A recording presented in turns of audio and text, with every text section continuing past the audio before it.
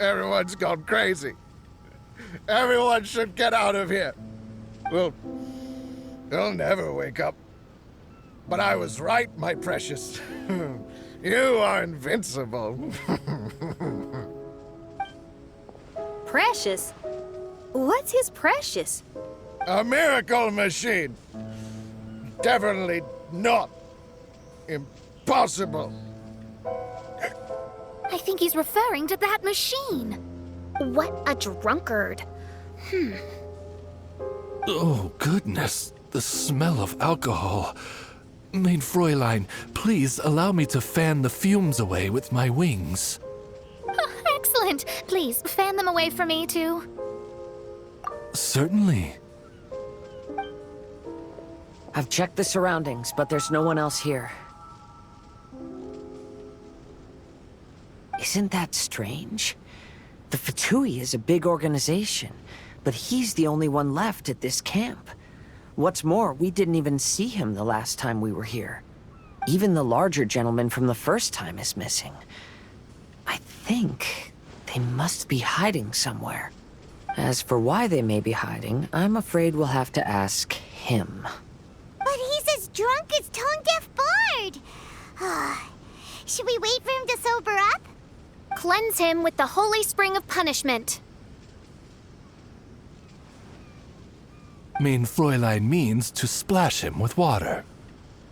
Ooh, sounds like a good idea. Let's try.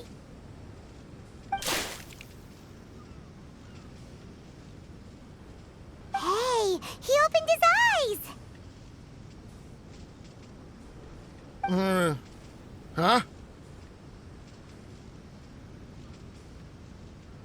Hey, are you one of the Fatui? Can you tell us what happened here and what that machine is for? Fatui? Ha! Fatui! Those blockheads from the administration will regret it now! That's what you get for rejecting my research and forcing me to conduct my research on this deserted island. My precious! My precious! Why is he crying? Looks like he has a lot of pent-up emotions. You mocked me! And my precious invention. You don't know anything about the future. Only my invention can help us conquer the world! Idiots! Such idiots! Ow! Don't hit me! I won't blow up the lab again. I'm sorry. I didn't mean to. This man's gone insane. There's no way we can communicate with him. He wasn't like this when we first met him.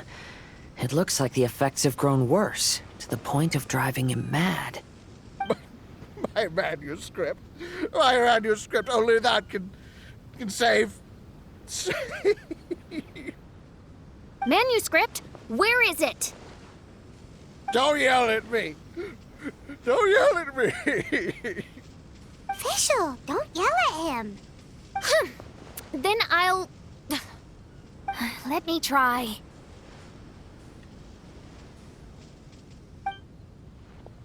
Kind sir, look at me. Now, tell me, where did you hide your manuscript? No. No, don't force me to write a report. Go away. He's completely lost in his own imagination. Allow me.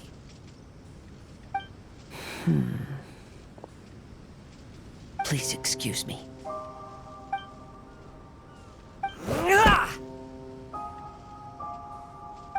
Oh! My butt! My brain is finally starting to work again.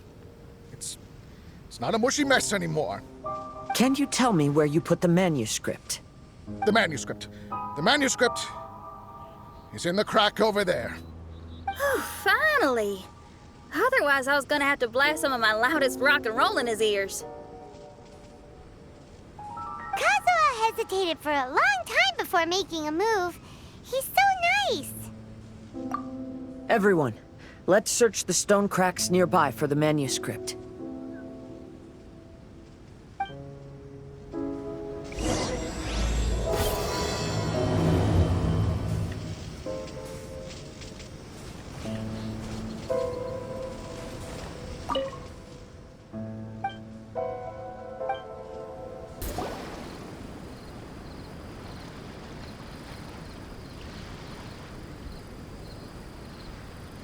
Found it!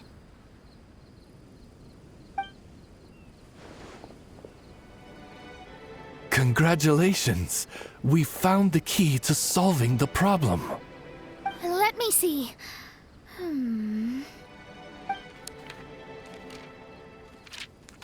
Just as I thought. This machinery, named cognitive mimicry, is capable of altering the state of people's brains. It was invented by the researcher we met earlier. His name is Persakov. According to the manuscript, the Fatui officials did not support Persakov's research. They believed he had taken the wrong path. But Persakov insisted on putting his machine to use. In order to achieve that, he disassembled the machine and used his connections to transport the parts to this deserted island. How did they find this island? The Fatui's intelligence network is not to be underestimated. Persakov was dead set on carrying out his experiments on this island. Most of his subjects were junior Fatui soldiers who all signed a waiver beforehand. It looks like they really thought this machine would benefit the Fatui. How does the machine work? That's most likely top secret. The manuscript didn't reveal any details, but Persakov did mention that the machine was modeled after the power of a god. Does that mean there's a god connected to these dreamlike mirages, and the Fatui found a way to research it? Clearly. Otherwise, they wouldn't have been able to reproduce the god's power. Anyway, Persakov's experiment did not go as planned. The machine broke down just days after it was activated. They tried to fix it, but the technologically illiterate Fatui soldiers completely ruined the machine. Even its most important component of all, the crystalline cores, got ejected and disappeared. A testament to the importance of maintenance in all aspects of life. I believe we can all learn something from this. Persakov may be a mad scientist, but he didn't want to see his subordinates suffer. Besides, if he didn't solve the problem, he would end up going insane as well. As a last resort, Persakov went out on his own to look for the cores. But he was just a sickly researcher, unfit for the task. He had to give up. Then, Persakov went searching for the soldiers who had gone mad and strayed from the group, and took them to a hidden cave. I think that was where they were at the day we arrived on this island. Persakov was taking a strong Fatui soldier somewhere. Yes, it took Persakov all of his strength to get all the missing soldiers into the cave. He tried to snap them out of it with music and poetry, but nothing worked. We came here once, but there was no one around. Come to think of it, that must have been the day Persakov was busy gathering the soldiers into the cave. There's good news and bad news written on the last few pages. The good news is, Persakov managed to figure out the location of the crystalline cores by piecing together the snippets of information he could get from the delirious soldiers. The bad news is Persakov failed to revive them and eventually succumbed to the device's influence himself. The last few pages of the manuscript are just unintelligible drunken scribbles. It appears that the responsibility for this issue now falls to my retainers and I. There's a map in the manuscript. The markings should indicate the locations of the crystalline cores.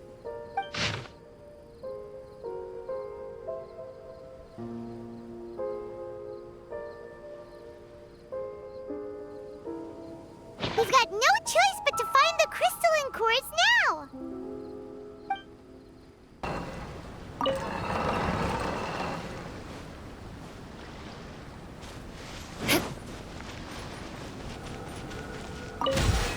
This should be cores mentioned in the manuscript.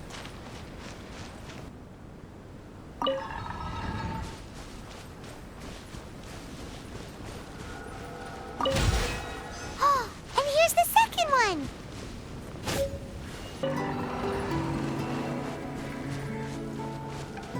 We found all the crystalline cores! Let's put them back into the machine! We've inserted all the crystalline cores, Mona. Is that all we needed to do? I think so. That's what the manuscript says, anyway. Let's give it some time. Hopefully it'll return to normal.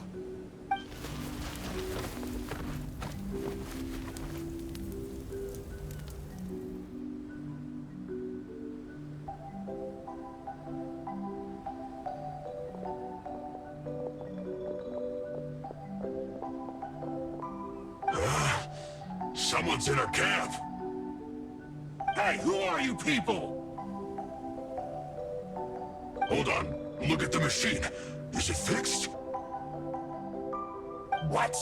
But Mr. Persikov is still lying on the ground over there. We're the ones who fixed the machine! Yeah, you're welcome! We could have had a nice, relaxing vacation if all of this hadn't ended up occupying so much of our time. Apologize to me and my retainers at once. Huh? Oh no, I'm out of here. Hey! Don't leave me here on my own! Mr. Persikov's still there! We need to save him! Those two definitely seem a little more lucid now. It looks like we succeeded. Yay! Let's get out of here then! Paimon wants to spend the rest of this vacation back at our own camp. Yeah, but it feels like our camp now. Kinda like our temporary home. Then perhaps we should call it the Embassy of the Imanakreich and Dodoland. Huh?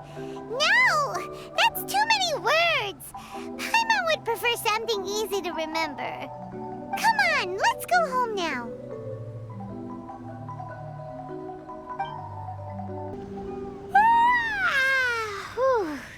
After coming home to a nice big meal, then having a long lie down, Paimon's finally starting to feel relaxed. Is the hospitality of the Imanakreich to thy liking? Paimon's loving it. Wonderful.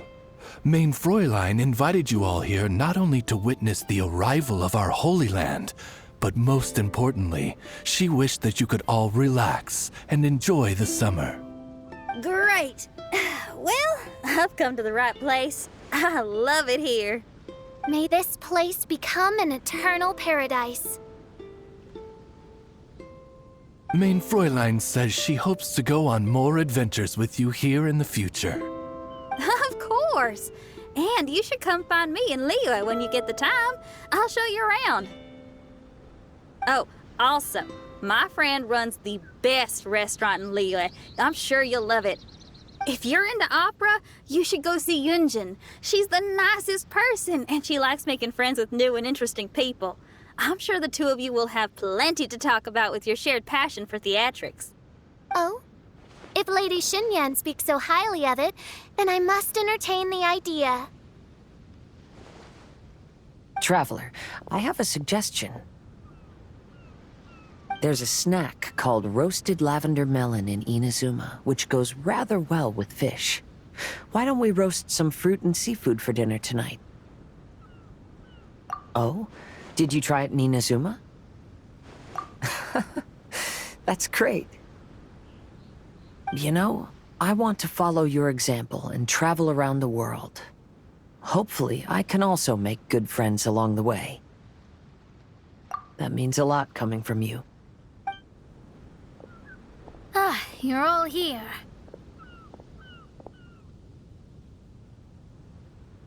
I've noticed an issue.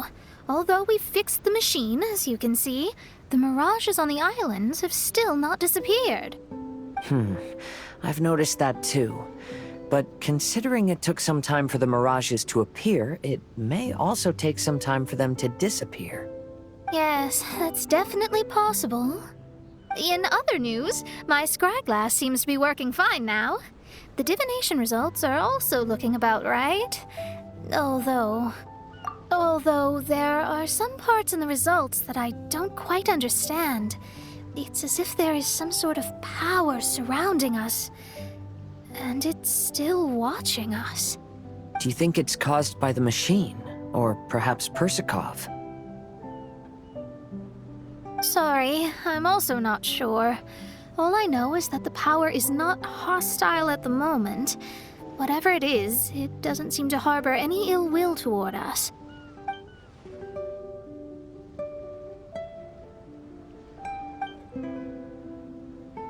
Well, although there's nothing left to disturb us and we can finally kick back and enjoy our vacation, we still ought to be cautious while we're on these islands. I will keep seeing what the stars say every day. I promised Fischl that I'd be her guard. I can help. Good. I'll be counting on you. Goodness knows why those girls are so carefree about everything. I suppose it falls to me to be extra vigilant. Oh, coming.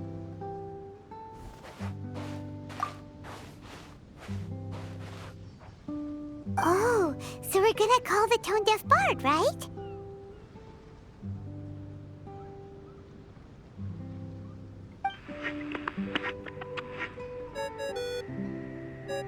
Well, hello there, strangers. You finally called. I thought you were having so much fun that you'd completely forgotten about me. Nope. Oh, tone-deaf bard, a whole bunch of really strange things happened. A strange machine that can imitate the power of a god? Wow. I didn't know the Fatui had plans like that. Their imaginations are truly running wild. So, judging from your tone, it sounds like you don't know any more about this than we do. Alas, I am but a humble bard who sings for his Mora in the tavern. Why would I know anything about it? Ugh, so annoying. But other than that, did you two have fun? We did! We ate a lot of yummy food and saw loads of amazing things! It was really cool! That's good. The point of traveling is to record any feelings stirred along the way. As long as you had an unforgettable experience, this journey has served its purpose. As for the mysterious voice, although we don't know who it was, not only did she not harm you, she also helped you to gain a better understanding of each other, right?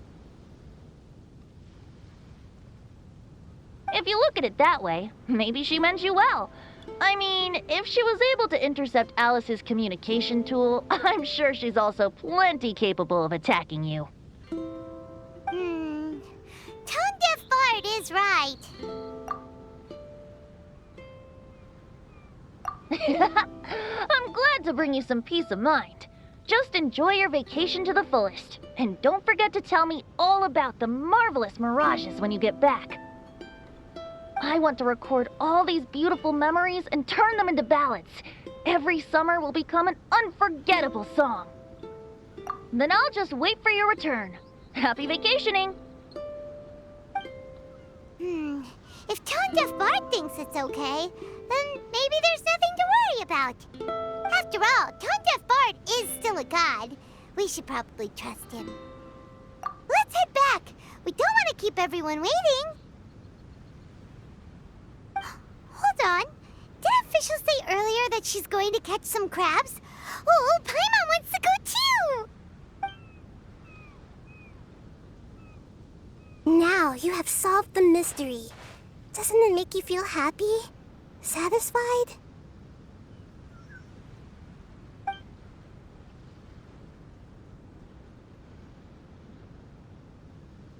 Don't worry, I won't hurt you. I'm just a little bird that sometimes flies by these islands, and am now watching you from far, far away. I just so happened to sense a power here that has something to do with me. I was curious, so I landed on the beach to quietly watch everything that took place on these islands. It was fascinating. The ones who came here to work were so busy, and yet I still saw genuine smiles on their faces from time to time. And then all of you arrived later on, bringing your glorious dreamscapes and wonderful willpower. Your dreams are like the pure and delicate bubbles floating on the water. The more beautiful the illusion, the more it fascinates me. I'm not able to travel myself, but I do admire free spirits like yourself. So, I helped them design a little something for you all. I hope you liked it. As I said, I don't have an agenda. I'm just a little bird. I stopped here to admire your lives, joys, sorrows, and all. You are a special person with a unique and brilliant glow. I decided to communicate with you in this way because I'm really curious about you. There's no need to wonder about my name. Maybe one day in the future, we will meet in another place. When that time comes, I think you'll be able to recognize me.